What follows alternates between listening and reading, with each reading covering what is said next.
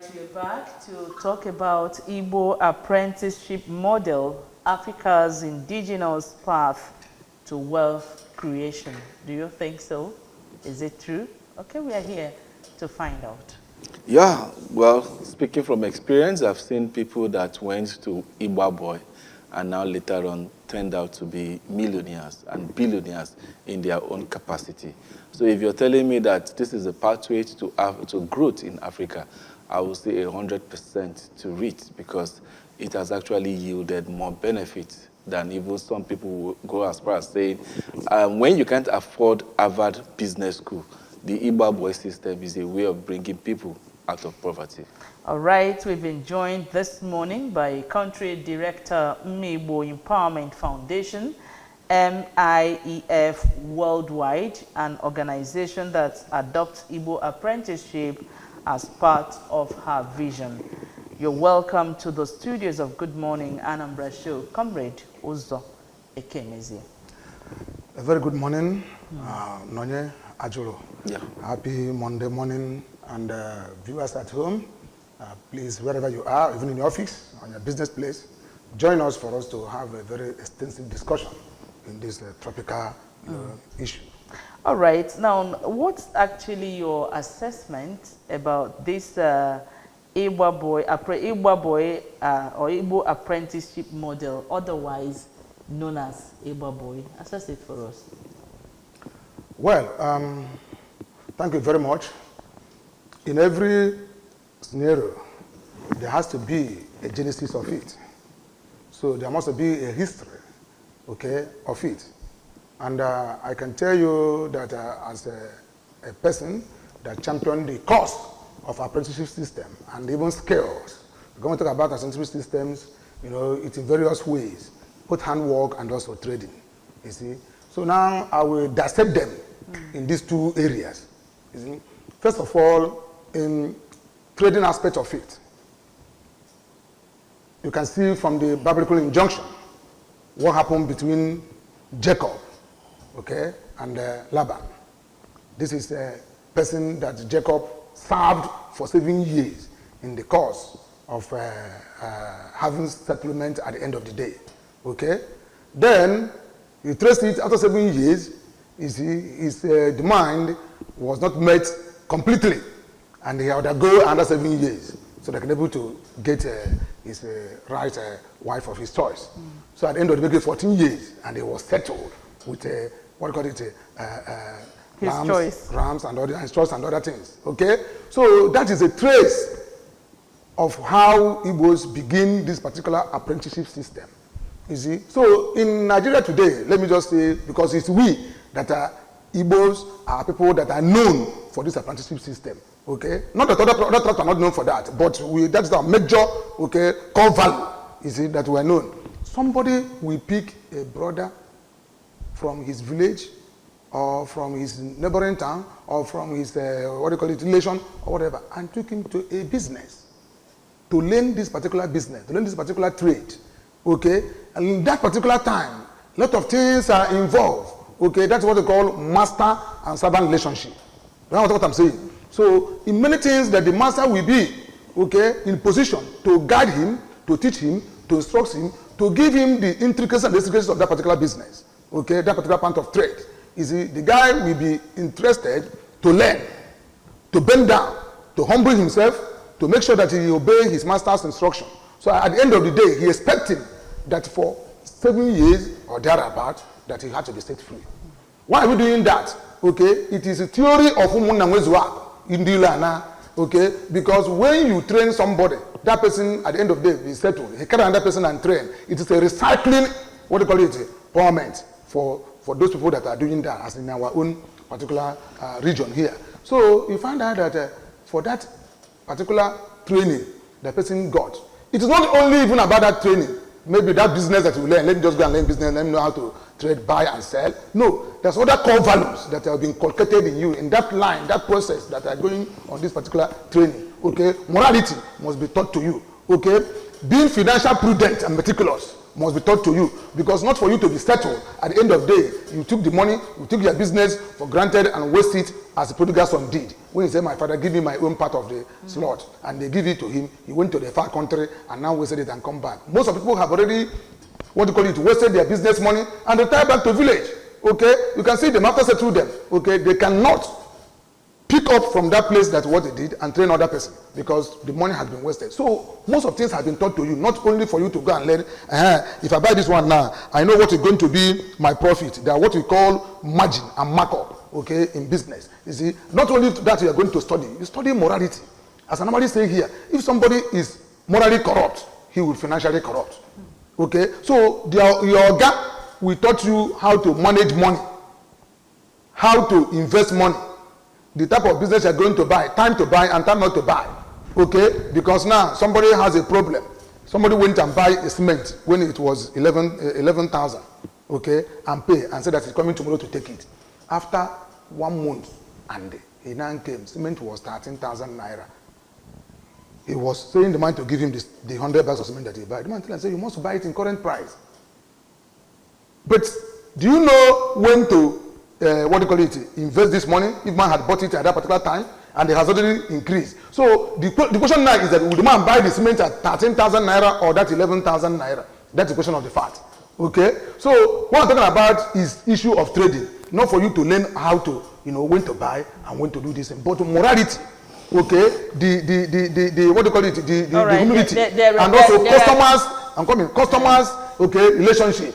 You see, customers' relationship must be taught to you how to win customers. Now, be able to now trying to market or whatever. All these things will be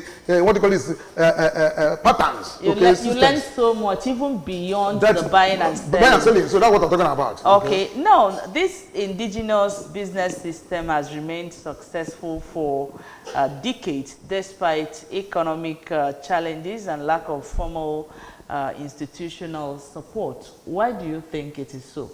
That despite all the challenges being faced by this, it's still strong in our society today? Yes, it's still strong because two things are involved: employment and empowerment. That's what we call self-employed. Okay, take this particular aspect we're discussing to self-employed, because when you learn this particular trade, okay, at the end of the day you are being settled. Then you now have already employ yourself. It's not true. Though you are going to get another person to serve you. So people will look at it that if A does not work, let B work. Time has gone when we are looking for white-collar job. Everybody must be a civil servant or whatever. No, it's not meant for that. It's after all, this is started in olden days.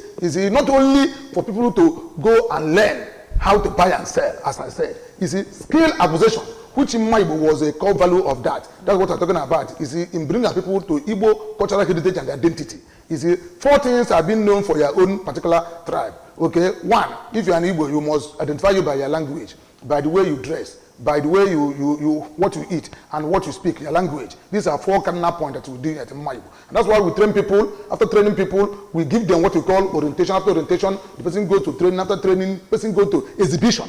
Exhibition is for you to display that thing you have learned. When you learn it finish, then we're now going to give you empowerment. Empowering you is that you're passing through skill, passing through training. So at the end of the day, you go and open your own business and start to sew cloth, do shoes, bake, and other things. So they can able to employ others to come and learn or under you for duration of times, 6 months, 1 year, and all these things. Some people are 7 years, mechanic is 4 years and 5 years. These are what we are doing. So all these things is apprenticeship system because you must undergo training. Training, business training. Okay, it's not only for somebody to go and train. Maybe even football is also training.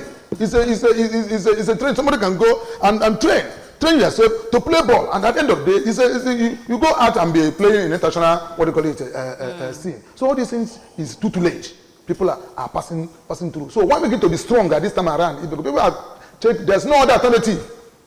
Okay, unless those who have been dominated and motivated by what they call considering evil in society, for them to go and join highway to become a robber, to become a country, to become all these things, to making issues. Okay, where there's no any one. And again, those who cannot do this are people that entered into fast lane of making money.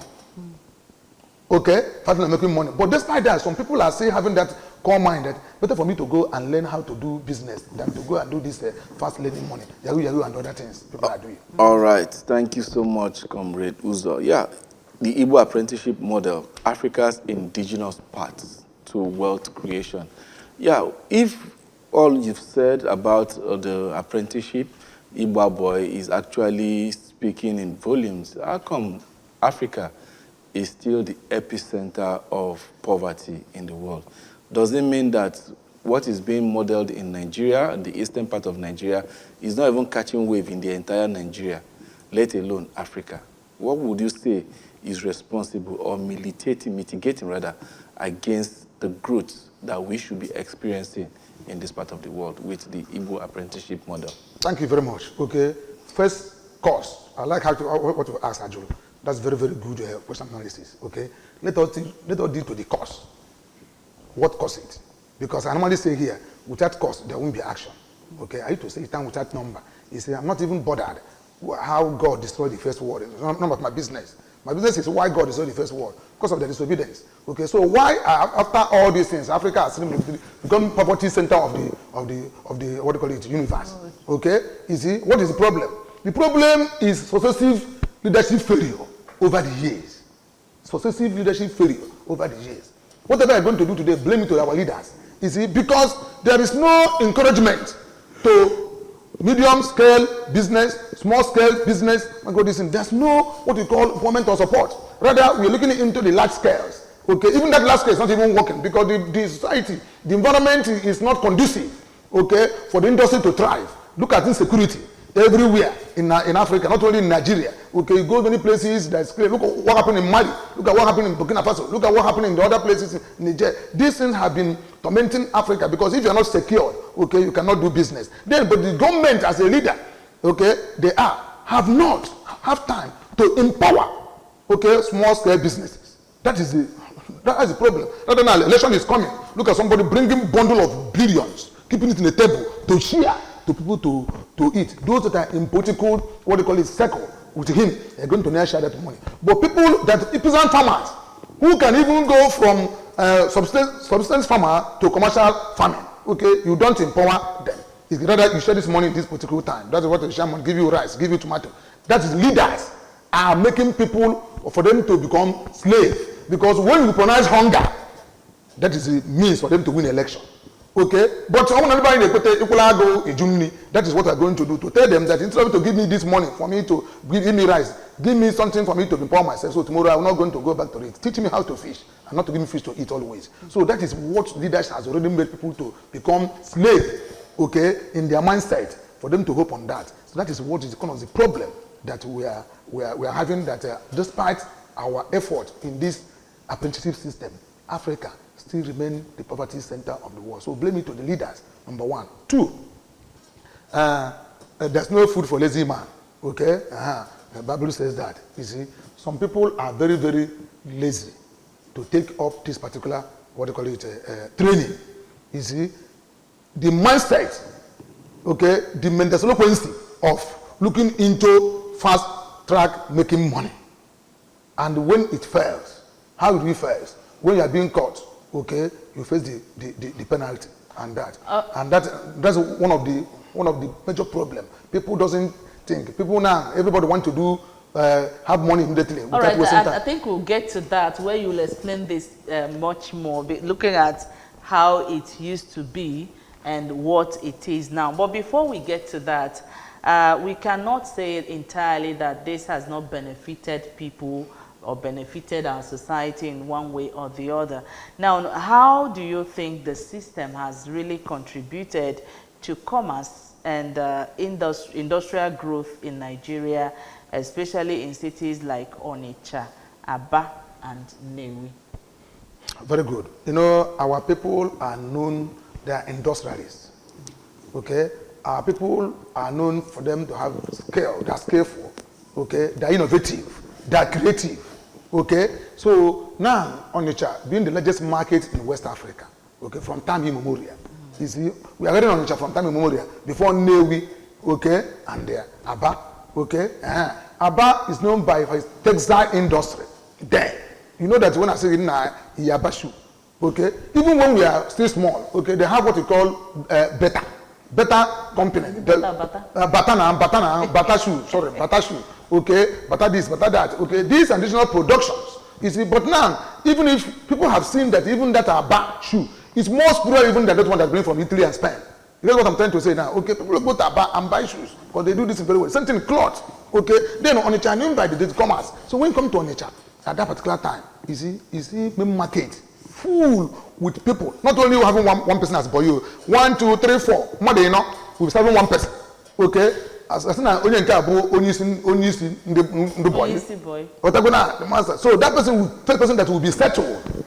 Then second person will follow. Third person will follow until the fourth person. And the fourth person and now they bring another people to come replace them. Okay, that is what I said earlier. It is woman and work. It is a recycling. You have removed them from the street. Yes, it is recycling empowerment, and the Navy knows it very well. Okay, they must bring one of the person from their family. Okay, from relation. Okay, from the city to train them so that the money, the wealth will not be eradicated from that particular family. It continues. Okay, it's from generation to generation. So, but sometimes now somebody are going go if you have money. Okay, also now we'll call it in a Igbo adage when we're doing tests by moonlight in a village. You see, when you quote on what way, some who raise a quote on why. So this is what we normally do that time. You know, we play that in there as this. So people now can get money, have a very successful business, but they will not have to bring others up that are going to succeed them. Okay, even in a family circle, as a father, okay, you must have to know that you have to train your children.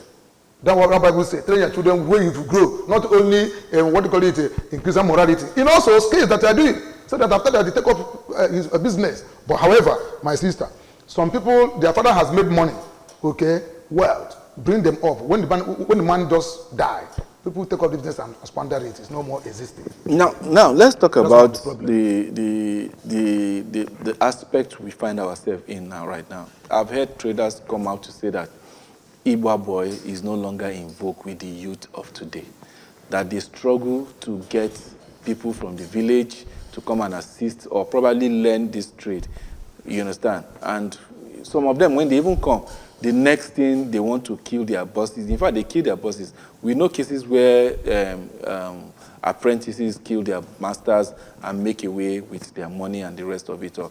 To the extent that business owners now prefer to employ the services of sales girls and sales boys rather than going to the village to bring people. So now, to every good, there's always a side, the bad side to it.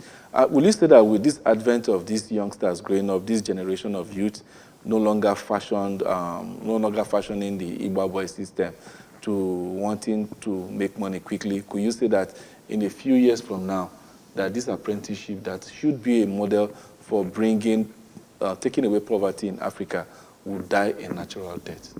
Thank you. I'll answer you to you and make a kind of exhaustion at the end of the day. Okay, let me use 3 analyses or 3 scenarios to say this.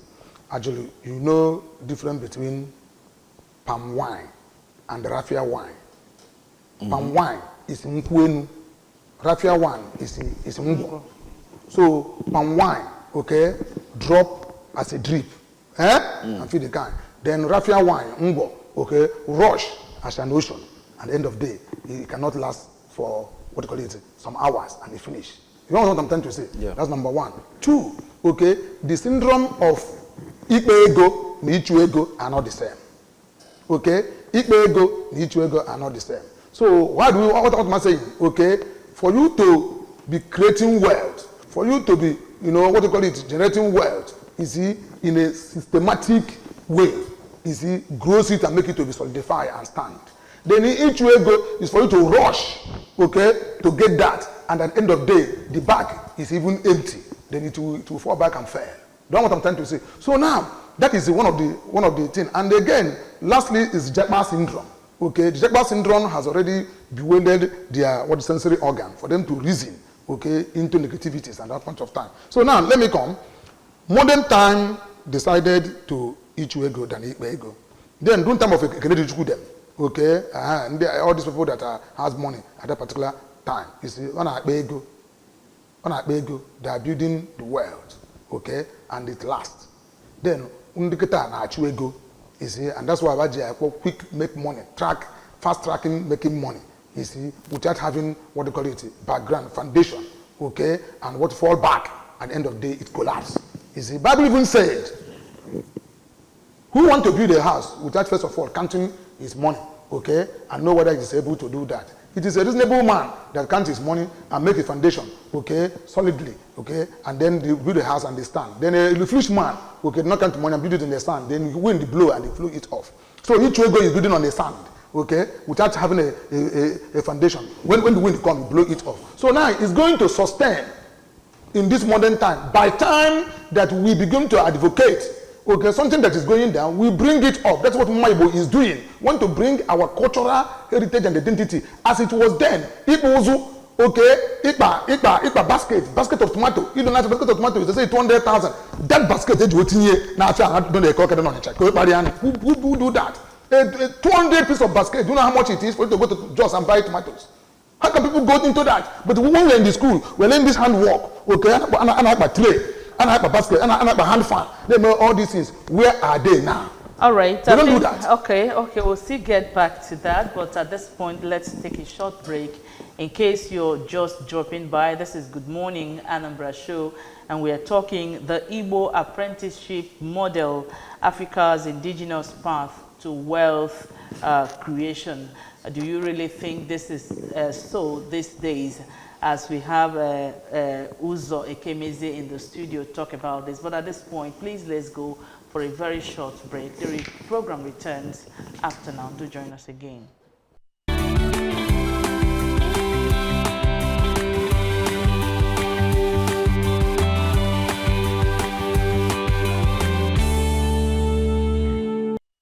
Back to the studios of Good Morning Anambra Show. We are talking the Igbo Apprenticeship Model. Before we leave the stage this morning, there's this question, what we capped the topic, Africa's Indigenous Path to Wealth Creation. And also you've talked about a lot of challenges being faced by this. Part of it is that some young ones come to do apprenticeship. In the process, they steal the man's money, and as a result, some of them resort to having sales girls these days instead of having a boy. So do you really think it's still going to be a gateway to Africa's indigenous path to wealth creation? Please, quickly, before we wrap up, because our time is gone, please. Two dimensions, okay, involve the master and the person, the servant, okay? Some of the masters are very greedy and avarice. So they don't want to take people again to train them, so they can able to train others. That's what I'm trying to say. Then from the servant level, some have what we call voting ambition. You see, for them to know where to take his organ money, to kill the man. You see the scene, killing the man with the piston and all these things, to take the wealth away. Okay, and that makes people then want to go and bring the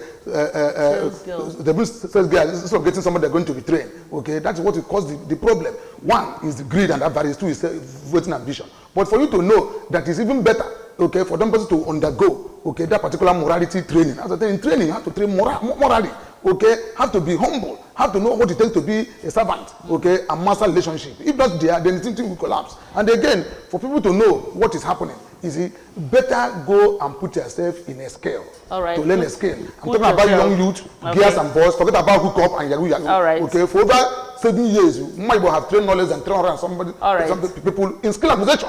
The record is there, it's in public domain, you can go and check it. All right, we can actually go on and on, but the conversation can continue on our Facebook page. If you go there, you drop your comment for us. If we can do a part 2 of this, it's going to help to actually find out if this is going to be Africa's indigenous path to wealth creation.